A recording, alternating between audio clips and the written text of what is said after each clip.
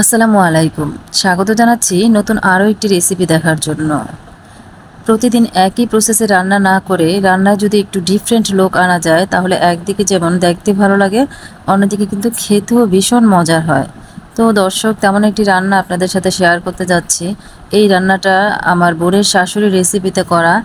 তো আপনারা অবশ্যই ট্রাই করে দেখবেন, খেতে কিন্তু ভীষণ ভালো লাগে। তো চলুন আজকে রান্নায় চলে যাই। তো আজকে সরিষা দিয়ে কোরাল মাছ রান্না করে দেখাবো, আর এই রান্নাটা একদম হাতে মাখিয়ে রান্না করব। আর কষানোর কোনো ঝামেলা নেই, আর মাছটা ভেজেও নিতে হবে না।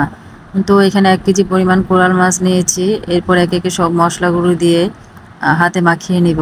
তো প্রথমে দিয়ে দিচ্ছি পেঁয়াজ কুচি, এরপর দিয়ে দিচ্ছি আদা রসুন বাটা, দিয়ে দিচ্ছি 1 চামচ সরিষা বাটা, 1 চামচ জিরা বাটা, এরপর দিয়ে দিচ্ছি 1 চামচ হলুদ গুঁড়ো, 1 চামচ মরিচ গুঁড়ো, দিয়ে দিচ্ছি পরিমাণ মতো সরিষার তেল। আর এই রান্নাটা আমি সরিষার তেল দিয়ে করব, এতে করে টেস্টটা ভালো আসবে।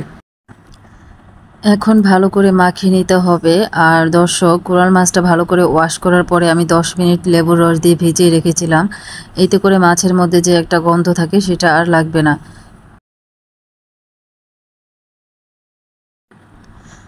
মাখানো হয়ে গেছে, আর এখন আমি ঝোলের জন্য পানি অ্যাড করে দিচ্ছি।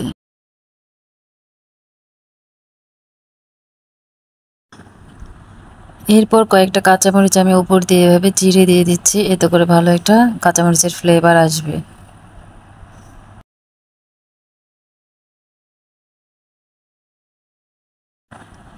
এরপর ঢাকনা দিয়ে ঢেকে চুলায় বসিয়ে দিব, আর 10 মিনিট হাই হিটে রান্না করে নিব। 10 মিনিট রান্না করার পরে এরপর নেড়েচেড়ে মাছগুলোকে এপিট ওপিট করে দিচ্ছি।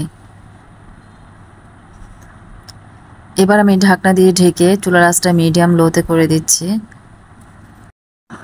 মাছটা কুক হয়ে গেছে, আর এরকম উপর দিয়ে তেল ভেসে উঠলে বুঝতে হবে যে রান্নাটা হয়ে গেছে। তো আমি সামান্য পরিমাণ ঝোল রেখেছি, এতে করে খেতে কিন্তু ভীষণ ভালো লাগবে।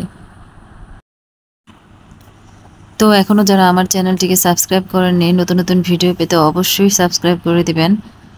আর এই রেসিপিটি বাসায় একবার হলেও ট্রাই করে দেখবেন। সবাই ভালো থাকবেন। আসসালামু আলাইকুম।